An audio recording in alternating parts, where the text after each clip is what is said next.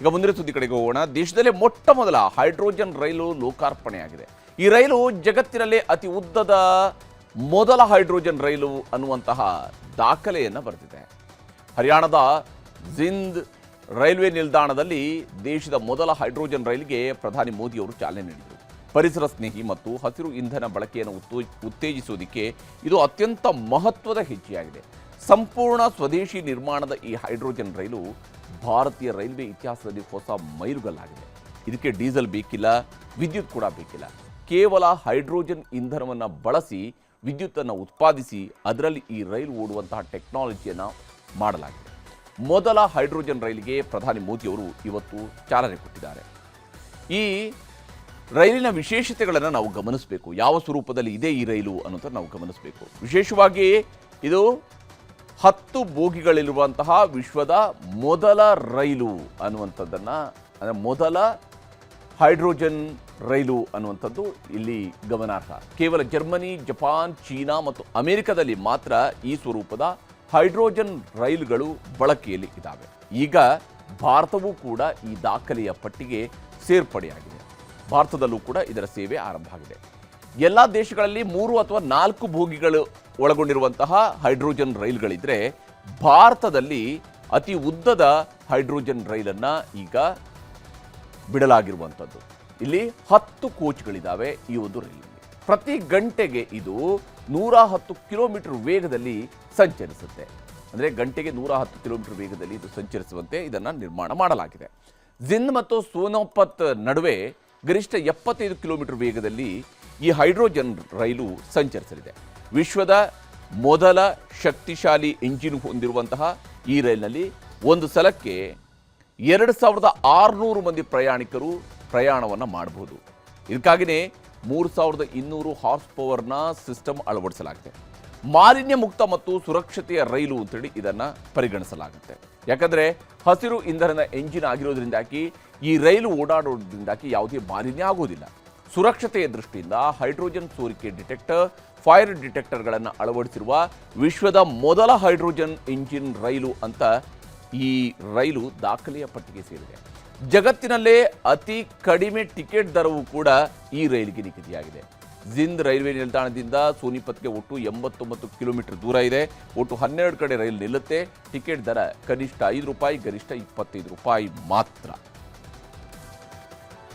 अभी दुनिया के 3 या 4 देश ही हैं जिनके पास हाइड्रोजन ट्रेन चलाने का सामर्थ्य है, लेकिन भारत की जो ये हाइड्रोजन ट्रेन है उसके सामर्थ्य के बारे में सुनकर आपको भी गर्व होगा, एक एक हिंदुस्तानी को गर्व होगा. ये हाइड्रोजन ट्रेन 3200 हॉर्स पावर की है. भारत की हाइड्रोजन ट्रेन सबसे लंबी भी है. ಇನ್ನು ಹರಿಯಾಣದಲ್ಲಷ್ಟೇ ಅಲ್ಲ, ಕರ್ನಾಟಕದಲ್ಲೂ ಇವತ್ತು ಅಮೃತ್ ಭಾರತ್ ಯೋಜನೆ ಅಡಿಯಲ್ಲಿ ಆಧುನೀಕರಣಗೊಂಡ ರೈಲ್ವೆ ನಿಲ್ದಾಣಗಳನ್ನು ಪ್ರಧಾನಮಂತ್ರಿ ಮೋದಿ ವಿಡಿಯೋ ಕಾನ್ಫರೆನ್ಸ್ ಮೂಲಕ ಉದ್ಘಾಟಿಸಿದರು.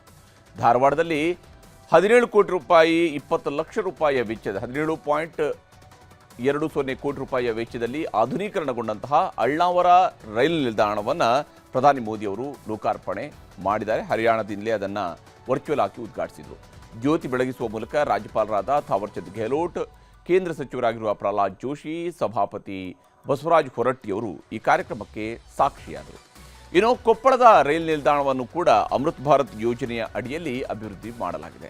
21 ಕೋಟಿ ರೂಪಾಯಿ ವೆಚ್ಚದಲ್ಲಿ ರೈಲು ನಿಲ್ದಾಣವನ್ನು ಪುನರ್ ನಿರ್ಮಾಣ ಮಾಡಲಾಗಿದೆ. ಈ ರೈಲು ನಿಲ್ದಾಣ ಇವತ್ತು ಲೋಕಾರ್ಪಣೆಗೊಂಡಿದೆ. ಇದೇ ಅಮೃತ್ ಭಾರತ್ ಯೋಜನೆ ಅಡಿಯಲ್ಲಿ ಬಾಗಲಕೋಟೆಯ ಬಾದಾಮಿ ರೈಲ್ವೆ ನಿಲ್ದಾಣವನ್ನು ಕೂಡ ಹೈಟೆಕ್ ಮಾಡಲಾಗಿದೆ. ಒಟ್ಟು 15 ಕೋಟಿ ರೂಪಾಯಿ ವೆಚ್ಚದಲ್ಲಿ ನವೀಕರಣಗೊಂಡ ರೈಲ್ವೆ ನಿಲ್ದಾಣವನ್ನು ಪ್ರಧಾನಿ ಮೋದಿ ಉದ್ಘಾಟಿಸಿದರು. ಕೇಂದ್ರ ರೈಲ್ವೆ ಖಾತೆಯ ರಾಜ್ಯ ಸಚಿವ ವಿ ಸೋಮಣ್ಣ, ಶಾಸಕರು, ಸಂಸದರು ಕೂಡ ಈ ಸಮಾರಂಭದಲ್ಲಿ ಭಾಗಿಯಾಗಿದ್ದರು. ಇನ್ನು ರಾಜ್ಯದಲ್ಲಿ ಕಳೆದ ವರ್ಷ ದಾಖಲೆಯ ಮಳೆಯಾಗಿತ್ತು. ಪ್ರವಾಹಗಳು ಸೃಷ್ಟಿಯಾಗಿ ಡ್ಯಾಮ್ಗಳು ಎಲ್ಲವೂ ಕೂಡ ತುಂಬಿ ತುಳುಕ್ತಾ ಇದ್ವು. ರೈತರು ಖುಷಿಯಾಗಿದ್ದರು. ಆದರೆ ಈ ವರ್ಷ ರಾಜ್ಯದಲ್ಲಿ ವರುಣ ಆಡ್ತಿರುವಂತಹ ಕಣ್ಣಾಮುಚ್ಚಾಲೆ ಆಟಕ್ಕೆ ನಿಜಕ್ಕೂ ಕೂಡ ಅನ್ನದಾತರು ತತ್ತರಿಸಿ ಹೋಗಿದ್ದಾರೆ.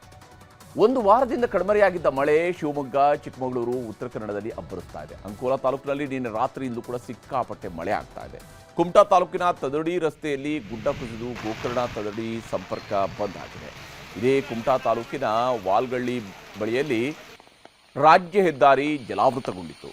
ಮೊಣಕಾಲೆತ್ತರಕ್ಕೆ ನಿಂತ ನೀರಲ್ಲಿ ವಾಹನ ಸವಾರರು ಪರದಾಡಿ ಸವಾರಿ ಮಾಡುವಂತಹ ಪರಿಸ್ಥಿತಿ ನಿರ್ಮಾಣ ಆಗಿತ್ತು. 10 ದಿನಗಳಿಂದ ಬಿಡುವು ಕೊಟ್ಟಿದ್ದಂತಹ ಮಳೆರಾಯ ಚಿಕ್ಕಮಗಳೂರಿನಲ್ಲಿ ಮತ್ತೆ ಅಬ್ಬರಿಸುವುದಕ್ಕೆ ಶುರು ಮಾಡಿದ್ದಾನೆ. ಕೊಪ್ಪ, ಚಿಕ್ಕಮಗಳೂರು ನಗರ ಸೇರಿದಂತೆ ಹಲವು ಭಾಗಗಳಲ್ಲಿ ಇವತ್ತು ಭರ್ಜರಿಯಾಗಿ ಮಳೆ ಸುರಿದಿದೆ. ಇನ್ನು ಶಿವಮೊಗ್ಗ ಜಿಲ್ಲೆಯ ಸಾಗರ, ಸೊರಬ ಸೇರಿದಂತೆ ಹಲವು ಭಾಗಗಳಲ್ಲಿ ನಿನ್ನೆ ಸಂಜೆಯಿಂದ ಮಳೆಯಾಗ್ತಾ ಇದೆ. ಇದರಿಂದ ರೈತರು ಸ್ವಲ್ಪ ಮಟ್ಟಿಗೆ ನಿರಾಳರಾಗಿದ್ದು ಕೃಷಿ ಚಟುವಟಿಕೆ ಶುರುವಾಗಿದೆ. 2-3 ಜಿಲ್ಲೆಗಳಲ್ಲಿ ಮಳೆ ಆಗ್ತಿದೆ ಅನ್ನೋದು ಬಿಟ್ಟರೆ ರಾಜ್ಯದ ಬಹುತೇಕ ಜಿಲ್ಲೆಗಳು ಬರದಲ್ಲಿ ತಾಂಡವವಾಡ್ತಾ ಇರುವಂಥದ್ದು. ಯಾದಗಿರಿ ಜಿಲ್ಲೆಯಲ್ಲಿ ಮಳೆ ನಂಬಿಕೊಂಡು ರೈತರು ಶೇಂಗಾ, ಹೆಸರು, ಹತ್ತಿ, ತೊಗರಿ ಬೆಳೆಗಳನ್ನು ಹಾಕಿದ್ರು. ಆದರೆ ಎಲ್ಲವೂ ಕೂಡ ಒಣಗಿ ಹೋಗ್ತಾ ಇದ್ದಾವೆ. ಆದಷ್ಟು ಬೇಗ ಯಾದಗಿರಿಗೆ ಬರದ ಜಿಲ್ಲೆ ಅಂತ ಘೋಷಣೆ ಮಾಡಬೇಕು ಮತ್ತು ಪರಿಹಾರವನ್ನು ಕೊಡಬೇಕು ಅಂತ ರೈತರು ಒತ್ತಾಯಿಸೋದಕ್ಕೆ ಶುರು ಮಾಡಿದ್ದಾರೆ. ಇನ್ನು ಬೀದರ್ನಲ್ಲೂ ಇದೇ ಪರಿಸ್ಥಿತಿ ಮುಂದುವರೆದಿದೆ. ಬಿತ್ತಿರುವಂತಹ ಬೆಳೆ ಒಣಗಿ ಹೋಗ್ತಾ ಇದ್ದು ಕಂಡ ದೇವರಿಗೆ ಜನ ಹರಕೆ ಹೊರುವಂತಾಗಿದೆ. ಪಾಲ್ಕಿ ತಾಲೂಕಿನ ಡೊಂಗರಗಿ ಗ್ರಾಮದಲ್ಲಿ 7 ದಿನಗಳಿಂದ ಶಿವನ ಭಜನೆ ಮಾಡ್ತಾ ಮಳೆಗಾಗಿ ಜನ ಪೂಜೆ ಮಾಡ್ತಾ ಇದ್ದಾರೆ. ಪ್ರಕೃತಿಯ ಕಣ್ಣಾಮುಚ್ಚಾಲೆ ಆಟ ಬರೀ ನಮ್ಮ ರಾಜ್ಯದಲ್ಲಿ, ನಮ್ಮ ದೇಶದಲ್ಲಷ್ಟೇ ಅಲ್ಲ, ವಿಶ್ವದ ಅನೇಕ ರಾಷ್ಟ್ರಗಳಲ್ಲೂ ಕೂಡ ಇಂಥದ್ದೇ ಪರಿಸ್ಥಿತಿ ಈಗ ಮುಂದುವರೆದಿದೆ. ಅಮೆರಿಕದ ಟೆಕ್ಸಾಸ್ ರಾಜ್ಯದಲ್ಲಿ ದಾಖಲೆಯ ಮಳೆಯಾಗಿ ಪ್ರವಾಹ ಸೃಷ್ಟಿಯಾಗಿದೆ. ಇಲ್ಲಿವರೆಗೆ 1200ಕ್ಕೂ ಹೆಚ್ಚು ಕಟ್ಟಡಗಳು ಪ್ರವಾಹದಲ್ಲಿ ಮುಳುಗಿ ಹೋಗಿದ್ದಾವೆ. 125 ರಸ್ತೆಗಳು ಜಲಾವೃತವಾಗಿದ್ದು 87 ಕಡೆ ರಸ್ತೆಗಳು ಕೊಚ್ಚಿ ಹೋಗಿದ್ದಾವೆ. ಇಲ್ಲಿವರೆಗೂ 4 ಮಂದಿ ಸಾವಿಗೀಡಾಗಿದ್ದಾರೆ. 13,000 ಜನರನ್ನು ಸ್ಥಳಾಂತರ ಮಾಡಲಾಗಿದೆ. ಮುಂದಿನ 24 ಗಂಟೆಯಲ್ಲಿ 50ರಿಂದ 60 ಸೆಂಟಿಮೀಟರ್ ಮಳೆಯಾಗುತ್ತೆ ಅಂತ ಎಚ್ಚರಿಕೆಯನ್ನು ಅಲ್ಲಿನ ಹವಾಮಾನ ಇಲಾಖೆ ಕೊಟ್ಟಿದೆ. ಇನ್ನು ಟೆಕ್ಸಾಸ್ನಲ್ಲಿ ಪ್ರವಾಹ ಸೃಷ್ಟಿಯಾಗಿದ್ದರೆ ಕೆನಡಾದಲ್ಲಿ ಕಾಡ್ಗಿಚ್ಚು ಊರನ್ನೇ ಸರ್ವನಾಶ ಮಾಡ್ತಾ ಇದೆ. ಇಲ್ಲಿವರೆಗೆ 12,000 ಹೆಕ್ಟೇರ್ನಷ್ಟು ಕಾಡು ಬೆಂಕಿಯಲ್ಲಿ ಹೊತ್ತಿರುತ್ತಿದೆ. ಬೆಂಕಿ ನಂದಿಸೋದಕ್ಕೆ ಕೆನಡಾ ಸರ್ಕಾರ ಎಷ್ಟೇ ಸರ್ಕಸ್ ಮಾಡ್ತಾ ಇದ್ರೂ ಕೂಡ ಅದು ಸಾಧ್ಯ ಆಗ್ತಾ ಇಲ್ಲ. ದುರಂತ ಅಂದರೆ ಕೆನಡಾದಲ್ಲಿ ಜೋರಾಗ್ತಾ ಇರುವಂತಹ ಕಾಡ್ಗಿಚ್ಚಿನ ಹೊಗೆ ಅಮೆರಿಕದ ನ್ಯೂಯಾರ್ಕ್, ಚಿಕಾಗೋ, ಟೊರಾಂಟೊ ಸೇರಿದಂತೆ ಪ್ರಮುಖ ನಗರಗಳನ್ನು ಕೂಡ ಆವರಿಸ್ತಾ ಇರುವಂಥದ್ದು. ಈಗ ರಾಜ್ಯ, ದೇಶ ವಿದೇಶಗಳ ಮತ್ತಷ್ಟು ಪ್ರಮುಖ ಸುದ್ದಿಗಳನ್ನು ಕ್ವಿಕ್ ಆಗಿ ನೋಡ್ತಾ ಹೋಗೋಣ. ಮಾಜಿ ಪ್ರಧಾನಿ ದೇವೇಗೌಡರ ಪತ್ನಿ ಚೆನ್ನಮ್ಮ ಅವರ ಆರೋಗ್ಯ ಗಂಭೀರವಾಗಿದೆ. ಬೆಂಗಳೂರಿನ ಮಣಿಪಾಲ ಆಸ್ಪತ್ರೆಯಲ್ಲಿ ಚೆನ್ನಮ್ಮ ಅವರಿಗೆ ಚಿಕಿತ್ಸೆ ಮುಂದುವರಿಸಲಾಗಿದೆ. ತೀವ್ರ ಉಸಿರಾಟದ ಸಮಸ್ಯೆ ಇದ್ದು ಚಿಕಿತ್ಸೆ ನೀಡಲಾಗ್ತಾ ಇದೆ ಅಂತ ವೈದ್ಯರು ಮಾಹಿತಿ ನೀಡಿದ್ದಾರೆ. ಚೆನ್ನಮ್ಮನವರ ಆರೋಗ್ಯ ವಿಚಾರಿಸಿರುವಂತಹ ದೇವೇಗೌಡರು ಪತ್ನಿಯ ಆರೋಗ್ಯವನ್ನ ವಿಚಾರಿಸಿ ಅಲ್ಲಿನೇ ಸದ್ಯಕ್ಕೆ ಆಸ್ಪತ್ರೆಯಲ್ಲೇ ಇದ್ದಾರೆ. ಇನ್ನು ಮೆಟ್ರೋ ಹಳಿಗಳಲ್ಲಿ ಆತ್ಮಹತ್ಯೆ ಅಥವಾ ಆತ್ಮಹತ್ಯೆಗೆ ಯತ್ನ ಪ್ರಕರಣಗಳು ಹೆಚ್ಚಾಗಿತ್ತು. ಈಗ ಪ್ರಯಾಣಿಕರ ಹಿತದೃಷ್ಟಿಯಿಂದ 1274 ಕೋಟಿ ರೂಪಾಯಿ ವೆಚ್ಚದಲ್ಲಿ ಪ್ಲಾಟ್ಫಾರ್ಮ್ ಸ್ಕ್ರೀನ್ ಡೋರ್ ಅಳವಡಿಕೆಗೆ ಬಿಎಂಆರ್ಸಿಎಲ್ ಮುಂದಾಗಿದೆ. ಗುಲಾಬಿ ಮಾರ್ಗ, ಸುರಂಗ ಮಾರ್ಗದ ನಿಲ್ದಾಣಗಳಲ್ಲಿ ಈಗಾಗಲೇ ಸ್ಕ್ರೀನ್ ಡೋರ್ಗಳನ್ನು ಅಳವಡಿಕೆ ಮಾಡಲಾಗಿದೆ. ಮೈಸೂರಿನ ಚಾಮುಂಡಿ ಬೆಟ್ಟದಲ್ಲಿ ಆಷಾಢ ಮಾಸದ ಸಂಭ್ರಮ ಜೋರಾಗಿದೆ. ತಾಯಿ ದರ್ಶನಕ್ಕೆ ಭಕ್ತ ಸಾಗರವೇ ಹರಿದು ಬಂದಿದೆ.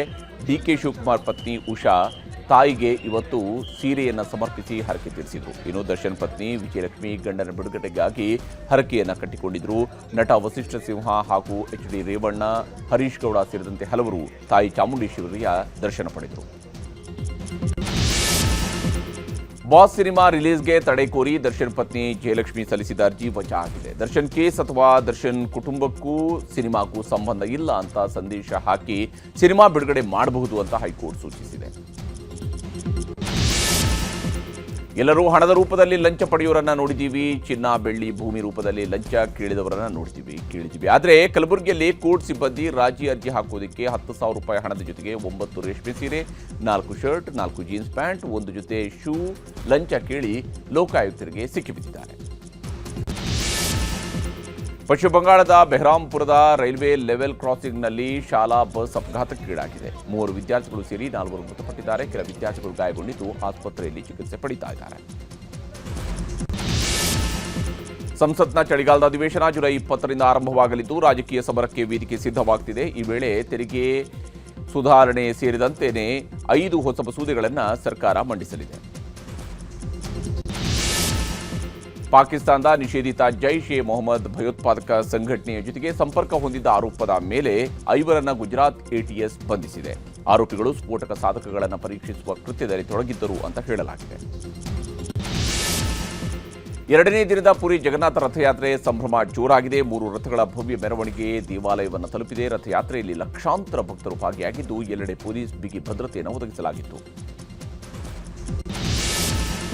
ನೀಟ್ ಪ್ರಶ್ನೆ ಪತ್ರಿಕೆ ಸೋರಿಕೆಯ ಅಡಿಯಲ್ಲಿ ಧರ್ಮೇಂದ್ರ ಪ್ರಧಾನ್ ರಾಜೀನಾಮೆ ಕೊಡಬೇಕು ಅಂತ ಸೋನಂ ವಾಂಗ್ಚುಕ್ ಉಪವಾಸ ಸತ್ಯಾಗ್ರಹ ಮಾಡ್ತಾ ಇದ್ದಾರೆ. ಇವತ್ತು ದೆಹಲಿಯ ಜಂತರ್ ಮಂತರ್ನಲ್ಲಿ ಸೋನಂ ಅವರನ್ನ ಕಾಂಗ್ರೆಸ್ ನಾಯಕರು ಭೇಟಿಯಾಗಿ ಆರೋಗ್ಯ ವಿಚಾರಿಸಿದ್ರು. ಇರಾಕ್ ಸಶಸ್ತ್ರ ಗುಂಪು ಅಮೆರಿಕ ಅಧ್ಯಕ್ಷ ಟ್ರಂಪ್ ತಲೆಗೆ $10 ಮಿಲಿಯನ್ ಇನಾಮು ಘೋಷಿಸಿದೆ. ಟ್ರಂಪ್ ಹತ್ಯೆ ಮಾಡಿದವರಿಗೆ 83 ಕೋಟಿ ರೂಪಾಯಿಗಳ ಬಹುಮಾನ ಕೊಡ್ತೀವಿ ಅಂತ ಘೋಷಣೆ ಮಾಡಿದ್ದಾರೆ. ಅಮೆರಿಕ ಇರಾನ್ ಯುದ್ಧ ತೀವ್ರವಾಗ್ತಾ ಇದೆ. ಅಮೆರಿಕದ ಹಲವು ಜೆಟ್ಗಳನ್ನು ನಾಶಪಡಿಸಿದ್ದೀವಿ ಅಂತ ಇರಾನ್ ಹೇಳಿದೆ. ಇನ್ನು ಇರಾನ್ ಮೇಲೆ ಅಮೆರಿಕ ನಡೆಸಿರುವಂತಹ ವೈಮಾನಿಕ ದಾಳಿಗಳಲ್ಲಿ ಮೃತಪಟ್ಟವರ ಸಂಖ್ಯೆ 8ಕ್ಕೆ ಏರಿಕೆಯಾಗಿದೆ.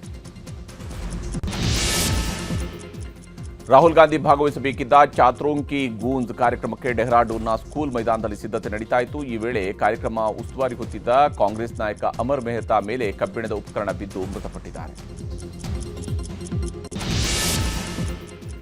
ಅಮರನಾಥ್ ಯಾತ್ರೆ ಯಶಸ್ವಿಯಾಗಿ ನಡೀತಾ ಇದೆ. ಜಮ್ಮು ಮತ್ತು ಕಾಶ್ಮೀರದ ರಾಂಬನ್ ಜಿಲ್ಲೆಯ ಲಾಂಬರ್ ಗ್ರೌಂಡ್ನಲ್ಲಿ ಸಾವಿರಾರು ಅಮರನಾಥ ಯಾತ್ರಾರ್ಥಿಗಳು ತಂಗಿದ್ದಾರೆ. ಇವರಿಗೆ ಜಲಶಕ್ತಿ ಇಲಾಖೆ ಊಟ, ವಸತಿ, ನೀರಿನ ವ್ಯವಸ್ಥೆಯನ್ನು ಮಾಡಿದೆ.